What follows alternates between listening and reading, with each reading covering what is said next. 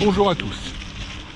Eh bien écoutez, aujourd'hui, vélo reportage nous conduit à Avon, où nous empruntons les pistes cyclables depuis les villages de Seine pour aller rencontrer la maire actuelle d'Avon, Madame Marie-Charlotte Nouveau. Et eh bien, l'idée, voilà, c'est de faire peut-être un petit point sur tout ce qui est piste cyclable, ce qui a été fait, et puis probablement des projets à venir sur cette commune.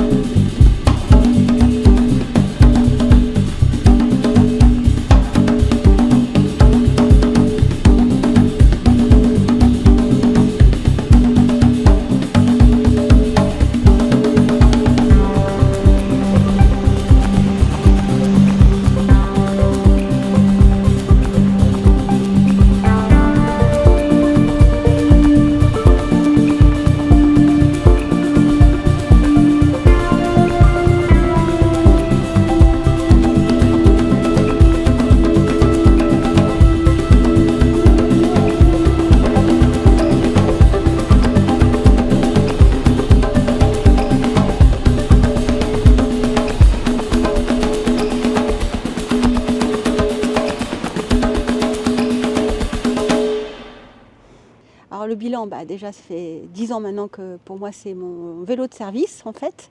Je l'utilise pour tous mes déplacements dans Avon et même au-delà. Donc évidemment j'ai à cœur que ça soit aussi un moyen de locomotion douce qui soit utilisé par le plus grand nombre d'habitants, que ça soit d'ailleurs aussi d'Avon ou d'autres communes aux alentours. C'est pourquoi on a, je trouve, un bon bilan en termes de vélo. On a développé les pistes cyclables, les bandes cyclables, je pense en particulier à la rue du Rocher. Je pense aussi à la dernière piste que nous avons faite qui relie le quartier Gambetta au quartier de la Butte-Monceau par la forêt. Donc parcours très agréable et totalement sécurisé pour le coup, parce que c'est pas du tout en bordure des voitures, et qui permet surtout aux lycéens qui veulent aller à Uruguay de passer à travers la forêt, ce qui est aussi un moment agréable. Et on va aller plus loin, j'espère, on va continuer dans la suite, dans le prochain mandat, si les Avonnais me font l'honneur de me demander à nouveau de m'occuper de la ville. On va voir cette piste? Oui, très bien, on y va. Eh bien, on va voir.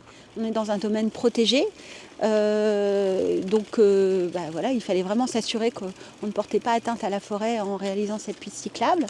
C'est pas le cas puisque, comme vous le voyez, le revêtement il est totalement perméable, bien sûr, et on n'a rien mis qui bitume ou qui transforme cette piste en autre chose que ce qui est finalement une allée forestière, et ça le reste.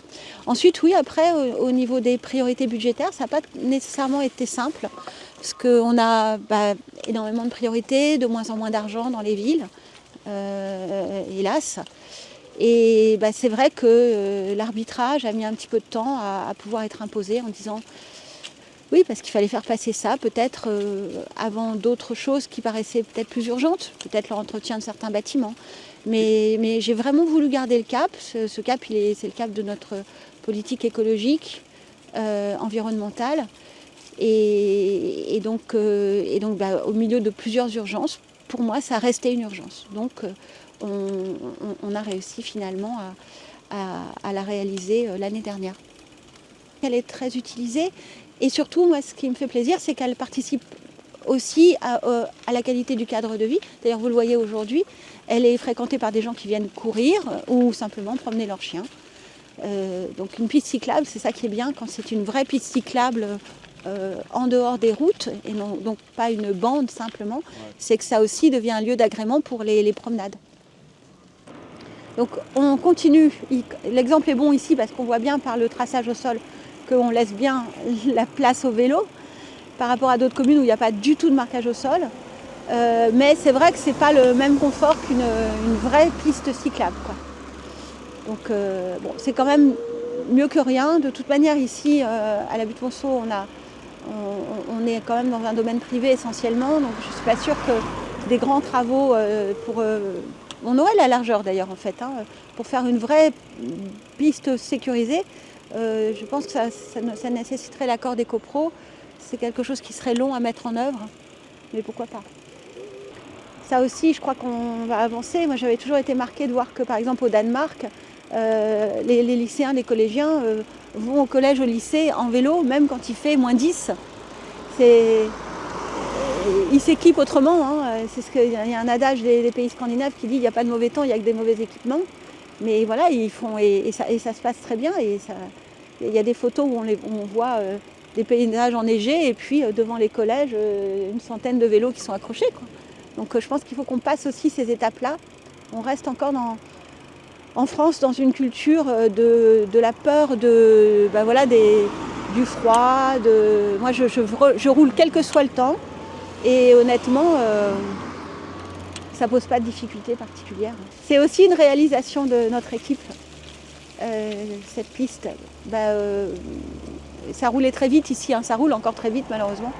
Mais c'était donc aussi pour sécuriser les vélos à cause de la vitesse des voitures qui circulent.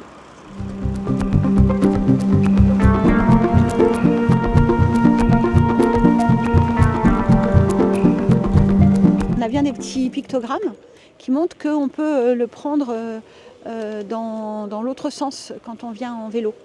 Mais ça fait polémique, c'est vrai, au sein des habitants, parce qu'ils estiment que c'est dangereux pour les cyclistes et donc pour les voitures, parce qu'ils me disent qu'ils ont toujours peur évidemment de s'en tamponner, hein. Je n'ai pas tout à fait la même analyse, parce que d'abord la Vie à Vélo, qui est l'association locale qui défend la circulation cyclable, dit que la plupart des accidents, très majoritairement, arrivent pour les cyclistes par des voitures qui arrivent de dos. Et je leur donne raison parce que, alors, ça n'est que mon cas individuel, mais les deux seules fois où j'ai été renversée, ça a toujours été dans les deux cas par des voitures qui venaient de derrière. La Vie à Vélo estime aussi que c'est un moyen de ralentir les voitures. Alors ça, je l'ai toujours constaté, il n'y a rien de plus efficace que de passer dans une rue à contresens pourvu qu'on ait la visibilité. C'est surtout ça la question. Parce que là, évidemment, la voiture ralentit par le fait même. Donc c'est bien plus efficace qu'un coussin berlinois. Bon, et puis, c'est une espèce de prime au vélo aussi, qui fait que grâce à ça, on a des circuits, des trajets de vélo qui sont plus rapides que les trajets de voiture. Je sais par exemple que dans mon cas, quand je vais à Fontainebleau, ce qui est quand même très fréquent, à partir du moment où je peux prendre en contresens la rue Aristide-Briand, ce que ne peuvent pas prendre les voitures, je gagne du temps. C'est évident.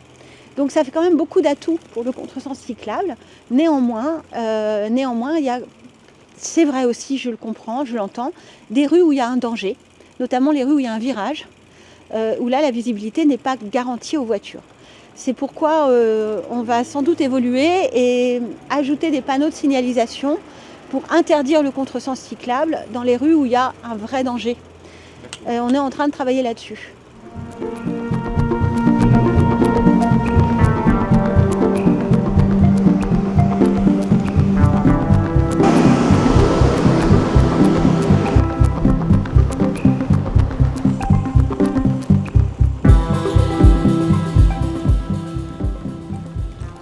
Bon, la ville de Fontainebleau, le partenariat n'a pas été possible.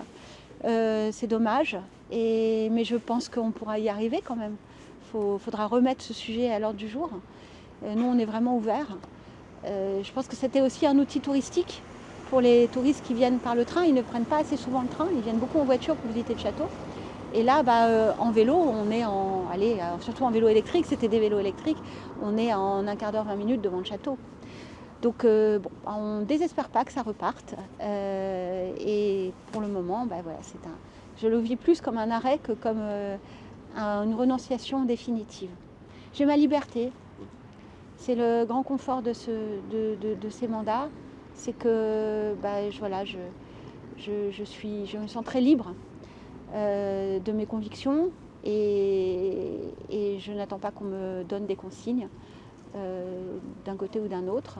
Comme les abonnés le savent, j'ai continué à avoir une activité professionnelle. Ça me donne aussi une autonomie financière qui n'est pas négligeable. Je ne dépends pas du tout de mes indemnités de maire ou de vice-présidente. Et voilà, je fais simplement les choses telles que mes convictions, mes valeurs me les guident. Le vélo, vous voyez, on a fait un petit tour et on est bien, il fait beau. C'est avant tout un plaisir. L'électrique est une avancée formidable. Donc pourquoi est-ce qu'on priverait les habitants de ce plaisir-là? Et il faut donc tout faire pour les inciter à le découvrir. Avec le vélo électrique, on peut faire du vélo jusqu'à 70 ans et même bien au-delà. Et plus on avancera sur le territoire de Fontainebleau, du pays de Fontainebleau, pour sécuriser, développer les pistes cyclables, eh bien plus on donnera aussi envie aux gens d'utiliser ce moyen de transport qui, encore une fois, est avant tout un plaisir. Ensuite, est une économie, parce que ça ne coûte rien de faire tourner son vélo. Et puis, bien sûr, est un atout pour l'environnement considérable. Eh bien, merci beaucoup, Marie-Charlotte. Merci à vous.